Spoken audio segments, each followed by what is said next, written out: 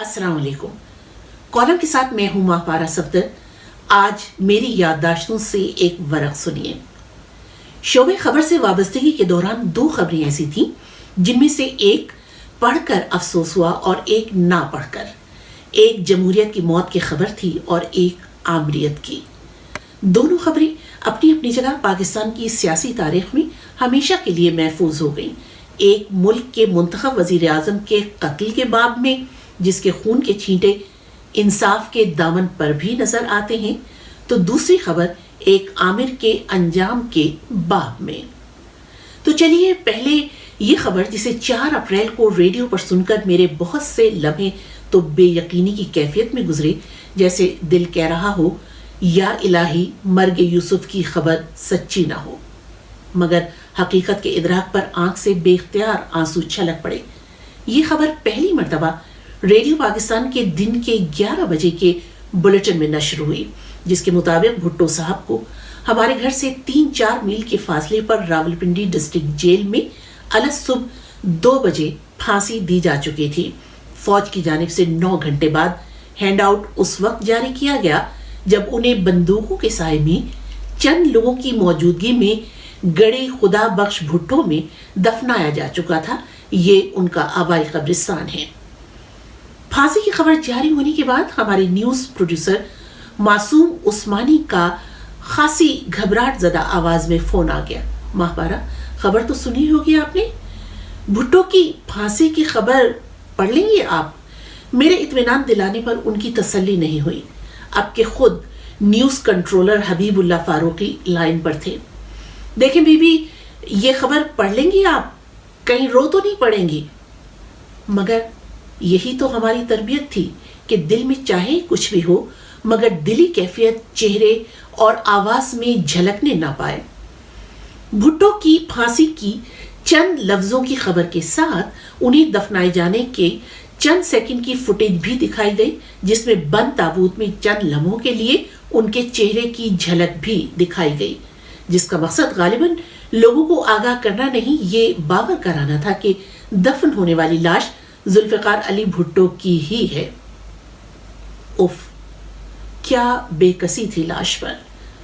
मुझे ख्यालों में उस लाश के पीछे माउज़ेतुंग कैप पहने वो जवां साल भुट्टो याद आया और नजर आया, जिसे मैंने अपने लड़कपन में चंद गज के फासले से देखा और सुना भी था। सन 68 या 69 में जुल्फिकार अली भुट्टो अपनी नई सियासी पार्टी पीपल्स पार्टी की तंजीम के सिलसिले में सरगोदा भी आए, तो वहां चंद मिडिल क्लास प्रोफेशनल लोगों ने भुट्टो साहब को हाथों हाथ लिया, बहुत गर्मजोशी से, और उनकी खूब पजीराई की। वो हमारे अजीज वकील मसूद जाहिदी के घर ही में ठहरे थे। भुट्टो सैटेलाइट टाउन में हमारे घर से कुछ ही फासले पर हमारे एक खानदानी दोस्त अली अहमद काजमी के घर खवातीन से खिताब करने आए थे, और मैं भी अपनी वालदा और बड़ी बहन फौजिया के साथ उन्हें सुनने गई थी। 70 के इंतखाबात में नाकाबिले यकीन मकबूलियत के बाद पीपल्स पार्टी मिडिल क्लास से कदरे दूर और जागीरदारों के करीब होती और उनकी मकबूजा बनती चली गई, मगर अवाम आज तक उस शख्स को अपने जहनों से दूर नहीं कर सके थे जो उनके लिए जमहूरियत की एक अलामत बनकर उभरा था, और उसने उन्हें और कुछ नहीं तो कम से कम पहली मर्तबा उनको उनके वोट की अहमियत का एहसास दिलाया था। वो खबर जो मैं पढ़ नहीं सकी, वो जनरल जिया की हलाकत की खबर थी। जनरल जिया का फौजी तैयारा 17 अगस्त सन 88 को लगभग 3 बजे क्रैश हुआ। उस दिन 9 बजे खबरनामे पर मेरी और अजहर लोधी की ड्यूटी थी। शाम 7 बजे तक हम लोगों को सिर्फ इतना ही मालूम था कि कोई बहुत बुरी खबर है। मैं ऊपर न्यूज रूम में पहुंची तो अफरा तफरी का आलम दीदनी था। जनरल जिया की फुटेज और पुरानी खबरों के स्क्रिप्ट निकाले जा रहे थे, छान फटक हो रही थी। इतने में हमारे चीफ एडिटर शकूर ताहिर मुझे दूसरे कमरे में ले गए और बोले, बीबी बहुत बुरी खबर है, जनरल जिया फौजी तैयारे के हादसे में शहीद हो गए हैं। आज खबरनामे में इस खबर के सिवा कोई दूसरी खबर नहीं जाएगी और ये खबर अजहर लोधी पढ़ेंगे। मैंने हैरान होकर पूछा, میں کیوں نہیں؟ شکور طاہر نے کہا بی بی آپ لوگوں نے میک اپ وغیرہ کیا ہوتا ہے، بڑی سنجیدہ خبر ہے، ذرا اچھا نہیں لگتا، کوئی مرد ہی پڑھے تو بہتر ہے۔ میں نے کہا شکور صاحب یہ غیر سنجیدہ خبریں کون سی ہوتی ہیں؟ خیر بھلا میرا یہ احتجاج ان کا فیصلہ کہاں بدلوا سکتا تھا۔ اس دن خبرنامہ کیا تھا؟ ضیاء نامہ تھا۔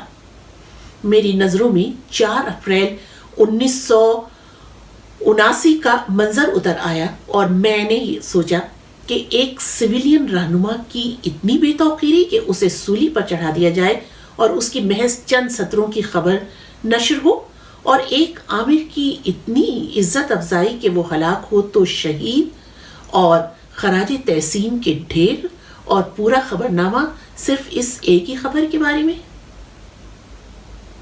آپ کی رائے کا انتظار رہے گا۔ خدا حافظ۔